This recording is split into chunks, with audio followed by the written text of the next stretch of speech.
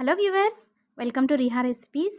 ఈరోజు వీడియోలో నేను మీకు చూపించబోతున్నాను టేస్టీగా ఉండే కాజు పన్నీర్ మసాలా కర్రీ. చాలా సింపుల్గా చేసేసుకోవచ్చు.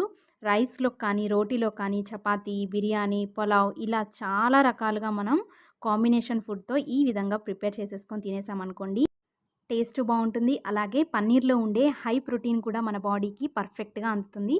సో ప్రాసెస్లోకి వెళ్ళిపోదాం. స్టవ్ వెలిగించేసుకొని ప్యాన్ పెట్టేసుకొని ఈ విధంగా ఒక 1 టేబుల్ స్పూన్ వరకు బటర్ని యాడ్ చేసుకొని, బటర్ అవైలబిలిటీలో లేని వాళ్ళు 2 టీ స్పూన్ల వరకు నెయ్యిని కూడా యాడ్ చేసేసుకోవచ్చు.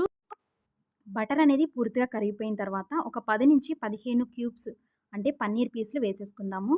నెక్స్ట్ ఇందులోని సేమ్ టైంలో ఫ్రై చేసుకోవడం కోసం జీడిపప్పు పలుకుల్ని ఒక 10 నుంచి 15 వరకు వేసేసుకున్నాను.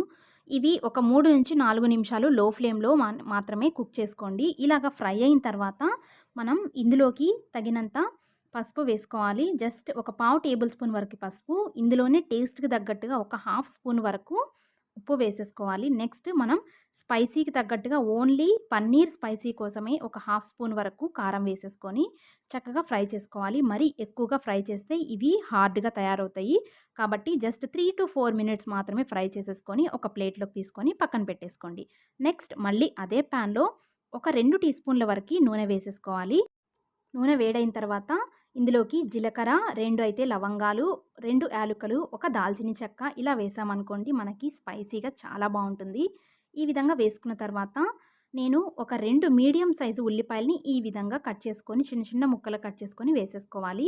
ఇవి బాగా కొంచెం ఫ్రై అయ్యేలాగా ఒక 4 to 5 మినిట్స్ వరకు ఫ్రై చేసేసుకోండి. నెక్స్ట్ ఇది ఫ్రై అయ్యేలోపు మనం ఒక బౌల్ తీసేసుకొని అందులో ఒక 3 టేబుల్ స్పూన్ వరకు పెరుగు వేసేసుకోవాలి.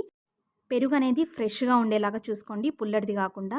నెక్స్ట్ ఇందులోకి 1 టేబుల్ స్పూన్ వరకు కారం, అలాగే హాఫ్ టేబుల్ స్పూన్ వరకు సాల్ట్, ఒక పావు టీ స్పూన్ వరకు పసుపు, నెక్స్ట్ ఒక 1 స్పూన్ వరకు కొరియాండర్ పౌడర్ అంటే ధనియాల పొడి, ఒక హాఫ్ స్పూన్ వరకు గరం మసాలా వేసేసి ఒక మంచి బ్యాటర్ లాగా ప్రిపేర్ చేసేసుకొని బాగా కలిపేసుకోవాలి. ఈ విధంగా కలుపుకున్న తర్వాత మనం పేస్ట్ అనేది ఈ విధంగా ప్రిపేర్ అయిపోతుంది. ఇదేనండి మనకి మసాలా పేస్ట్.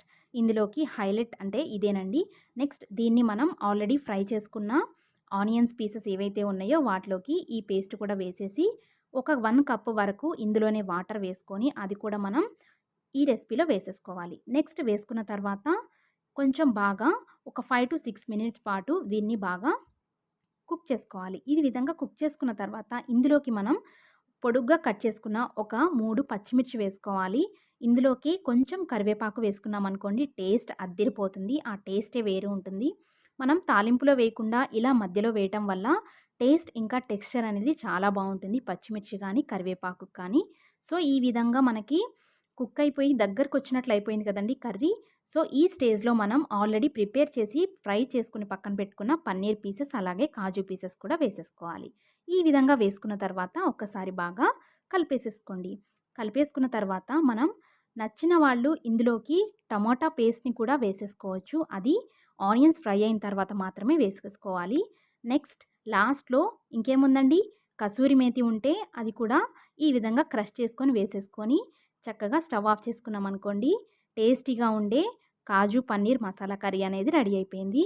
దీన్ని రైస్, రోటీస్, చపాతీస్ ఒకటి కాదండి ఎందులోకైనా సరే మంచి కాంబినేషన్, హై ప్రోటీన్ ఫుడ్గా మనం దీన్ని ప్రిఫర్ చేసి ఈజీగా తినేసేసేయచ్చు.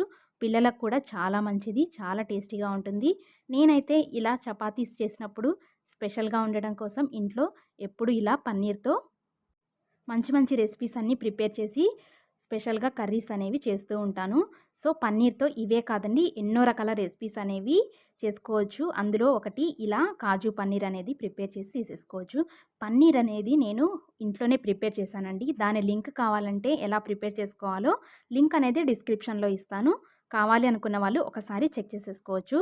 టేస్ట్ అనేది హైలైట్ ఉంది, చాలా అంటే చాలా బాగుంది. మీరు కూడా ఒకసారి ఈ రెసిపీని ట్రై చేసి కమెంట్ బాక్స్లో కమెంట్ చేయండి ఏ విధంగా వచ్చిందో.